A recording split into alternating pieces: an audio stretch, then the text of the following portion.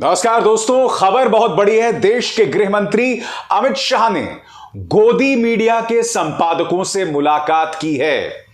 इसका अर्थ क्या हुआ दोस्तों? तमाम न्यूज चैनल्स, तमाम अखबारों के मालिक और संपादकों से सीधी मुलाकात देश के गृह मंत्री कर रहे हैं। अब आप सोचेंगे कि मुलाकात करने की वजह क्या है? मुलाकात करने की वजह यह नहीं है कि उन्हें यह बतलाया जाए कि मणिपुर में सरकार क्या कर रही है। बिल्कुल नहीं, बतलाया नहीं जा रहा है। इस मुलाकात के जरिए चेताया जा रहा है, नसीहत दी जा रही है। मेरे सूत्र मुझे बता रहे हैं कि इस मुलाकात में गोदी मीडिया के संपादकों, अखबार के मालिकों को यह नसीहत दी गई कि मणिपुर को लेकर भारतीय जनता पार्टी सरकार के खिलाफ कोई अनाप शनाप खबर, उनके खिलाफ खबर ना चलाई जाए। ऐसी कोई खबर ना चलाई जाए जिससे प्रधानमंत्री नरेंद्र मोदी की छवि पर बुरा असर पड़ेगा। मगर आज मैं एक सवाल पूछना चाहता हूं। गोदी मीडिया अगर अमित शाह से मुलाकात कर रहा है और गोदी मीडिया अगर उनके सामने नतमस्तक है तो कोई नई बात बिल्कुल नहीं है, क्योंकि आप जानते हैं पिछले 9 साल से यही हो रहा है। मगर मैं आपसे कुछ और पूछना चाहता हूं।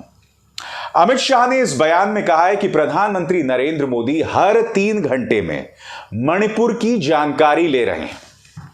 यह अमित शाह ने कहा है, ठीक है। मैं आपसे एक सवाल पूछना चाहता हूं। कल प्रधानमंत्री सीकर में थे, राजस्थान के सीकर में, और जानते हैं क्यों थे?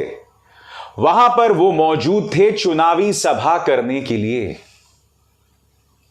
मैं देश के गृह मंत्री अमित शाह से पूछना चाहता हूं, प्रधानमंत्री सीकर जा सकते हैं, एक चुनावी सभा कर सकते हैं। मैं आपसे पूछना चाहता हूं, प्रधानमंत्री को कौन रोक रहा है मणिपुर जाने के लिए? अगर प्रधानमंत्री एक दिन की यात्रा पर चले जाते हैं तो क्या आपको अंदाजा है कि उससे किस तरह की कॉन्फिडेंस बिल्डिंग मेजर माना जाएगा? किस तरह से वहां विश्वास पैदा होगा मशीनरी में अगर प्रधानमंत्री वहां पहुंच जाते हैं?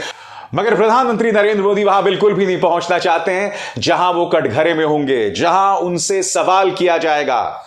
इसीलिए प्रधानमंत्री सीकर तो जा सकते हैं मगर मणिपुर नहीं जाएंगे।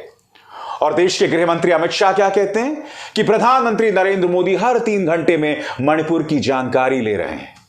प्रधानमंत्री सीकर में जाकर देश के विपक्षी गठबंधन को आतंकवादी तक करार दे सकते हैं, उनकी तुलना आतंकवादी संगठनों से कर सकते हैं, मगर मजाल है कि वो मणिपुर पहुंच जाए।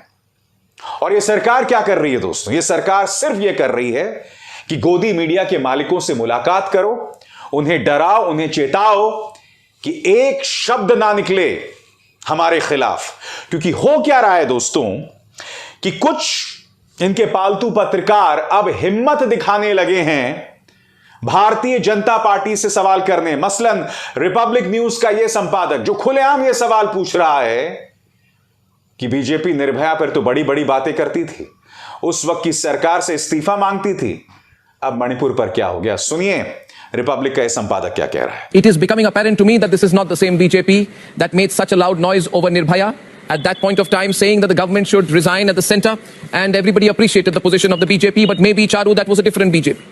It is quite clear to me that this is a BJP which allows the National Commission of Women to ignore even a complaint on this issue for 34 days. This is a BJP which does not even look for the accused when women are paraded naked. 77 days later it asks and it responds. हालांकि यह कहने की वजह कुछ और है, क्योंकि आप जानते हैं इस वक्त तमाम न्यूज चैनल्स की हालात बहुत बुरे हैं। इन्हें न्यूज चैनल चलाने के लिए पैसा चाहिए। अब पैसा सिर्फ मोदी सरकार से तो मिलेगा नहीं, सरकारी विज्ञापन के तर्ज पे या उसकी शक्ल में। उन्हें राज्य सरकारों से भी पैसा चाहिए, वो राज्य सरकारें जहां पर विपक्ष का राज है, और विपक्ष की सरकारें इन्हें भाव नहीं दे रही हैं। इसीलिए इस तरह से सवाल किया जा रहा है। क्योंकि मैं आपसे एक सवाल पूछना चाहता हूं, महिलाओं पर अत्याचार तो कई सालों से हो रहे हैं ना। कभी ये संपादक सामने उभर कर आए? हाथरस पर कभी इसने उग्र तेवर अपनाए? रिया चक्रवर्ती के तो पूरे परिवार को बर्बाद कर दिया, वहां तो ये महिला के खिलाफ थे। समीर वानखेड़े जो भी झूठ बोल रहा था, ये झूठ खबरें चला रहा था ब्रजभूषण के खिलाफ, क्या इसने उग्र तेवर अपनाए? स्वामी चिन्मयानंद के खिलाफ उग्र तेवर अपनाए? कुलदीप सिंह सेंगर को लेकर कहां इसके नथुने फूले थे? बताइए ना मुझे।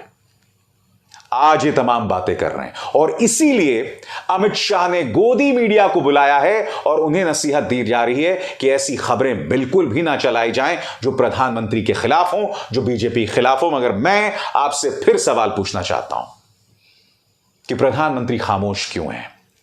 मणिपुर पर 267 रूल 267 के अंतर्गत चर्चा को प्रधानमंत्री तैयार क्यों नहीं हुए?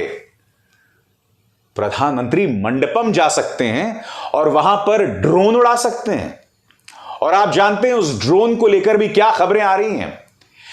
दोस्तों, कार्टूनिस्ट मंजुल ने ये वीडियो डाला है अपने ट्विटर हैंडल पर। इसमें प्रधानमंत्री को दिखाया गया है ड्रोन उड़ाते हुए। अब मैं तो नहीं जानता हूं प्रधानमंत्री को ट्रेनिंग है या नहीं है, क्योंकि हर कोई व्यक्ति ड्रोन नहीं उड़ा सकता। अब इस वीडियो में यह दावा किया जा रहा है और मैं इसकी स्वतंत्र रूप से पुष्टि नहीं कर सकता कि दरअसल प्रधानमंत्री खुद ड्रोन नहीं उड़ा रहे हैं, कंट्रोल कोई और कर रहा है। मगर चूंकि देश की जनता को दिखाना है कि देखिए प्रधानमंत्री ड्रोन उड़ा रहे हैं, बस सिर्फ यह तस्वीर दिखानी है, इसीलिए कैमरा से यह तस्वीर ली गई है। जबकि असल में इस तस्वीर में कथित तौर पर कोई और ड्रोन चला रहा है। यह है मोदी नीति। प्रधानमंत्री का चेहरा हर तरफ दिखाया जाए मगर असली काम कोई और कर रहा होता है।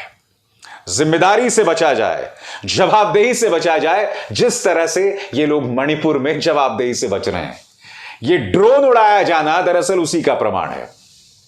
आज विपक्ष काले कपड़े पहनकर प्रधानमंत्री नरेंद्र मोदी से अपील कर रहा है कि संसद में आओ, संसद में आओ। यह तो अपने आप में बहुत शॉकिंग है। इतनी बड़ी घटना हो गई मगर मजाल है प्रधानमंत्री नरेंद्र मोदी संसद में आ जाएं। देखिए काले कपड़े पहन के किस तरह के नारे लगाए जा रहे हैं। प्रधानमंत्री सदन में आओ, सदन में आओ, सदन में आओ, सदन में आकर जवाब दो, जवाब दो, जवाब दो, मणिपुर पे जवाब दो, जवाब दो, जवाब दो, जवाब तुमको देना होगा, देना होगा, देना होगा, वरना गद्दी छोड़ना होगा, छोड़ना होगा, छोड़ना होगा, जवाब तुमको देना होगा, देना होगा, देना होगा, वरना गद्दी छोड़ना होगा, छोड़ना होगा, छोड़ना होगा। मैं फिर आपसे सवाल पूछना चाहता हूं, क्या इस देश में सब कुछ मीडिया मैनेजमेंट के जरिए होगा?